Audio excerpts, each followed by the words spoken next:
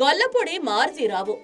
గొల్లపూడి మారుతీరావు గారు 1939 ఏప్రిల్ 14న ఆంధ్రప్రదేశ్ రాష్ట్రం విజయనగరంలో ఒక మధ్యతరగతి కుటుంబంలో అన్నపూర్ణ సుబ్బారావు దంపతులకు జన్మించారు.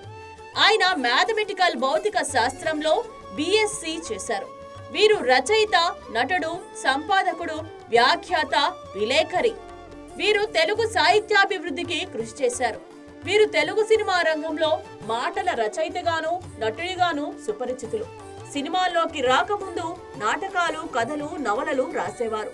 వీరు రేడియో ప్రయోక్తగాను, అసిస్టెంట్ స్టేషన్ డైరెక్టర్ గాను, ఆంధ్రప్రభ దినపత్రిక ఉప సంపాదకుడిగాను పనిచేశారు.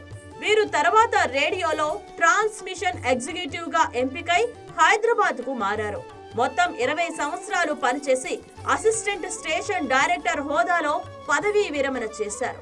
ఆకాశవాణి విజయవాడలో కూడా పనిచేశారు. కార్యక్రమ నిర్వాహకునిగా పదోన్నతి పొంది సంబల్పూర్ వెళ్లారు. ఆ తర్వాత చెన్నై, కడప కేంద్రాలలో కార్యక్రమ నిర్వాహకునిగా బాధ్యతలు నిర్వహించారు. సినిమా రంగంలో ఆయన మొట్టమొదటి రచన డాక్టర్ చక్రవర్తికి ఉత్తమ రచయితగా నంది అవార్డుతో పాటు మరో 3 నందులు అందుకున్నారు. వీరు ఇంట్లో రామయ్య, వీధిలో కృష్ణయ్య సినిమాతో నటుడిగా సినిమా రంగ ప్రవేశం చేశారు. 250 చిత్రాలకు పైనే సహాయక నటుడిగా, హాస్య నటుడిగా వివిధ పాత్రల్లో నటించాడు.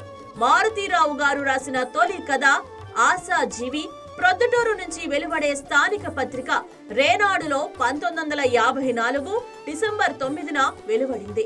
సంసారం ఒక చదరంగం, తరంగని, త్రిశూలం, అసెంబ్లీ రౌడీ, చిరునవ్వుల వరమిస్తావా, ముద్దుల ప్రియుడు, ఆలయ శిఖిరం, ఇన్స్పెక్టర్ ప్రతాప్, ఆదిత్య 369, అల్లుడు దిద్దిన కాపురం, గోల్మాల్ గోవిందం, రెయిన్బో ఆయన నటించిన మరికొన్ని సినిమాలు.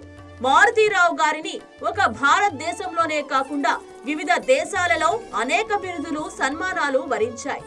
ఉత్తమ కథా రచయితగా, స్క్రీన్ ప్లే రచయితగా, సంభాషణల రచయితగా, నటుడిగా 5 సందర్భాల్లో ఆంధ్రప్రదేశ్ ప్రభుత్వం నుంచి నంది అవార్డును అందుకున్నారు. అంతేకాకుండా నాటకాల్లో ఆయనకు పలు పురస్కారాలు లభించాయి. భార్యాభర్తల కోసం ఉద్దేశించిన ఈటీవీ నిర్వహించిన మనసున మనసై, జెమినీ టీవీ నిర్వహించిన ప్రజావేదిక వంటివి ఆయన నిర్వహించిన ప్రజాదరణ పొందిన బుల్లితెర కార్యక్రమాలు. 12/12/2019 తేదీన వీరు తుది శ్వాస విడిచారు. ఆ కారణంగా ఈ డిసెంబర్ 12న వీరికి అక్షర నివాళులు సమర్పిస్తోంది మీ వైకే టీవీ నెట్వర్క్.